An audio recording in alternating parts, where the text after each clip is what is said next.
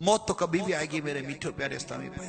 کیا یہ دھوکے والا خیانت والا مال چھوڑ کر مرو گے؟ کیا یہ سود جھوٹ رشوت بددیانتی سے کمائے ہوئے مال سے جو کچھ یہ اپنا سیٹ اپ بنایا گیا یہ چھوڑ کر مرو گے؟ کیا ہمیں قبر کے سوالات کے جوابات نہیں دینے؟ کیا ہمیں نزعہ کے عالم سے گزرنا نہیں ہے؟ کیا وہ گھڑی نہیں آئے گی کہ کسی کی آنکھیں چھت سے لگی ہوئی ہوگی، بستر پر وہ لیٹا ہوا ہوگا، عزیز رشتے دار ناز اٹھانے والے کمرے کی دیواروں سے افسردہ ٹیک لگا کر کھڑے ہوئے ہوں گے، آنکھوں سے آنسو بہ رہے ہوں گے کہ عین قریب ابھی ان صاحب کی روح قبض ہونے والی ہے، اور وہ اپنے بستر پر لیٹا، نہ اس کی زبان کام کر رہی ہوگی، نہ ہاتھ کام کر رہا ہوگا، عقل کام کر رہی ہوگی. اس وقت سوچ رہا ہوگا کہ ہائے میرے وہ بنگلے، ہائے وہ میری کاریں، ہائے وہ میرا بینک بیلنس، ہائے یہ میرا بزنس، ہائے میرا یہ مکان، ہائے میرا یہ سیٹ اپ، ہائے میرے بدن پر یہ موجود حرام کی روزی سے کمائے ہوئے کپڑے. مگر اس وقت کسی کو بولنے کی طاقت نہیں ہوگی، نزاع کا عالم ہوگا، روح قبض ہو رہی ہوگی، جان رہے ہوں گے نہ یہ کپڑا میرے پاس رہے گا، نہ یہ مال میرے پاس رہے گا،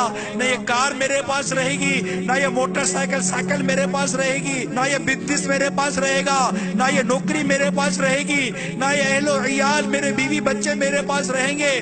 میں سب کچھ چھوڑ کر جا رہا ہوں. یہ سب کچھ انہی کے لیے کمایا تھا، کچھ اپنے لیے بھی کمایا تھا، لیکن یہ کیا ہو گیا؟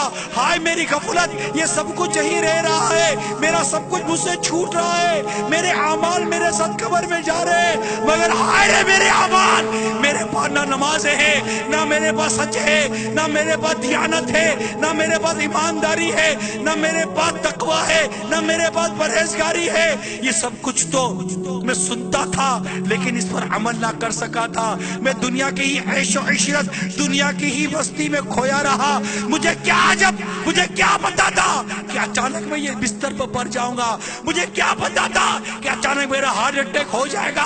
مجھے کیا پتا تھا اچانک مجھ پر فالج کا اٹیک ہو جائے گا؟ مجھے کیا پتا تھا اچانک میری زبان کو گونگ لگ جائے گا؟ مجھے کیا پتا تھا کہ میں کمرے میں آرام کے لیے لیٹوں گا اور صبح کو میری لاش میرے گھر والوں کو ملے گی؟ ہائے افسوس، مجھے کچھ نہیں پتا تھا. میں غفلت ہی کی زندگی گزارتا رہا.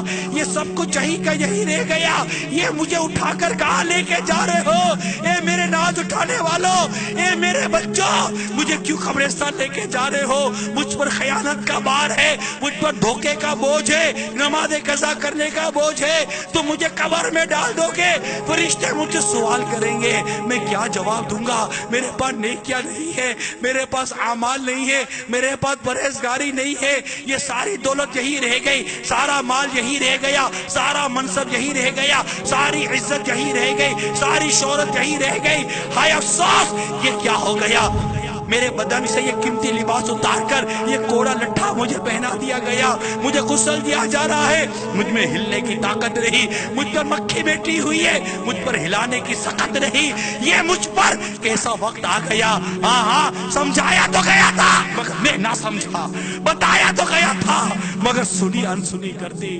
مگر مجھ پر وہ وقت آ گیا جو مجھ سے پہلوں پر آیا. میں نے جنازوں میں شرکت کی مگر ان سے عبرت نہ لی. میرے سامنے نوکر کا بھی جنازہ تھا، سیٹھ کا بھی جنازہ تھا، عورت کا بھی جنازہ تھا، مرد کا بھی جنازہ تھا. چھوٹے سے بچے کو بھی اٹھا کر قبرستان کی طرف جاتے ہوئے میں نے دیکھا تھا، اور بڑے بڑے نامور لوگوں کے جنازے اٹھتے بھی میں نے دیکھے تھے. میں نے کیوں خیال نہ کیا کہ میں بھی مروں گا؟ میں نے کیوں خیال نہ کیا کہ میں اسی لمحے مر سکتا ہوں؟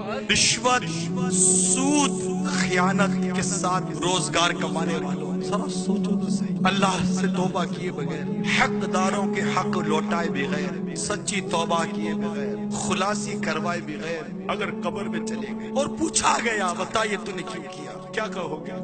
کبھی سوچا کہ کبھی قبر کے اس دبانے کا بھی تصور کیا جس میں پسلیاں ٹوٹ کر ایک دوسرے میں پیوست ہو جائیں گی؟ دلا غافل نہ ہو یکدم، یہ دنیا چھوڑ جانا ہے، بغیچے چھوڑ کر خالی زمین اندر سمانا ہے. تیرا نازک بدن بھائی جو لیٹے سیج پھولوں کی، یہ ہوگا ایک دن تنہا، اسے کیڑوں نے کھانا ہے. تو اپنی موت کو مت بھول کر سامان چلنے کا.